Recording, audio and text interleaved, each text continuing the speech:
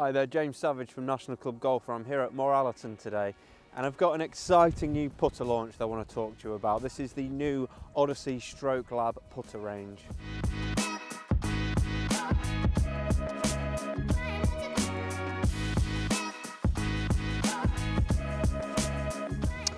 Okay, so what are the Odyssey Stroke Lab putters all about? We've seen these being used on tour already in the hands of Phil Mickelson, Danny Willett, among others, but what they wanted to do with this new range is really sort of get away from doing too much different in the head, and they wanted to sort of design a multi-material shaft to really kind of improve the way that we can deliver that putter and be more consistent with things like our tempo. So it's some really interesting technology, this Stroke Lab tech. We went out to Carlsbad to their launch event. Let's go over there and find out a little bit more detail. The new Stroke Lab putter has a tempo enhancing design in the shaft. We've removed about 40 grams of mass through the center of the club in this carbon fiber section and repositioned it to the grip and butt end of the club, and then we added a touch more mass in the bottom. This still is a putter that still weighs the same as other traditional putters, but now more of the mass is removed from the center of the putter, so it helps with your stroke. So the kind of discovery of the Stroke Lab shaft kind of was just some research that we had been doing, and we had found that there are some benefits to it. It was, in the early days, it was hard to quantify, but as we narrowed in more and more on the final design, we kind of realized that it was the weight distribution that was giving us the benefits. And we had kind of then done a lot of research, and we had historical data, and we started to see the trends in the club masses getting higher and heavier, swing weight was getting heavier, and the club frequency was getting lower. So we did see those trends throughout our previous products. Results that we had found were pretty significant, 20% consistent, almost across the board in pretty big categories: stroke length, length of backswing, those kinds of things. And those immediately translate into the delivery of the club at impact. And it was pretty significant even across a wide range of golfers. One of the biggest keys for just the average player is that your stroke just ends up more consistent. Your backstroke length, your back downswing time, everything ends up kind of being more consistent, which leads to more consistent strikes, and then more consistent distance, more consistent aiming. It just seems like it's an overall consistency boost.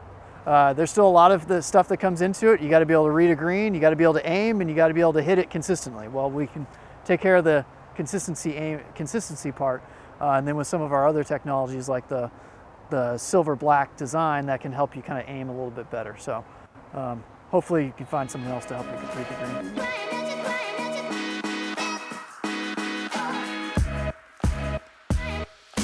Okay, so I've been testing out these three models here. I've got the sort of the smaller blade, the sort of double wide blade, and I've got the number 7 design here. They're very popular on tour. This, Henrik Stenson's been using this model of putter for ages. And I think out of the three that I've been testing, this is my favourite. And another thing I do really like about these putters is the way they look. I think they look premium. I think they, often the premium sort of putter market has been dominated a little bit by sort of Scotty Cameron in the past, but I do think that you're going to look at this putter and think that it's a highly premium piece of kit. So I think that's a massive positive. So how do they perform out on the course? I've been doing quite a lot of testing here at Moor Allerton, and I do really like this this sort of white hot micro hinge insert. It does sort of like do what it's supposed to do. These are quite wet winter greens, but the ball was rolling out really nice. Like I say, I'm getting the ball up to the hole quite easily with a good bit of roll on there. So I'm very impressed with that. I'm really interested in this Stroke Lab technology, to be honest, that Odyssey have been working on, and about kind of getting the right weighting right through the entire putter in the shaft and in the grip. Working with the head. Getting that weight working absolutely perfectly. From my testing that I've done here today, I can't vouch for how good this technology is. I think it's something that we would need to come back to with a more detailed review on. Get some TrackMan putting stats, maybe hit like 50 odd putts using one of these putters, and using a non-Stroke Lab putter to say if we feel that the consistency is improved, if that kind of tempo is improved and being a little bit more consistent. But the initial signs are of these putters that they are very, very good, and it's nice to see that technology. It's a good technology story. It's definitely something that I want to test out a little bit more, because like I said, I don't think we've had any groundbreaking putter technology over the last few years. So maybe this Stroke Lab technology is going to help us hole more putts, is going to help us be a little bit more consistent. But I'm not going to tell you now that that's the case, because I've not tested it out. But I love the looks of these putters. I really like that face insert, and the good thing about Odyssey is there's so many different head shapes available. If you like the mallet style, if you like the blade style, if you like the high MOI style, there's going to be something there that suits you. I really like these grips as well. So the signs are really positive for the Odyssey Stroke Lab putters.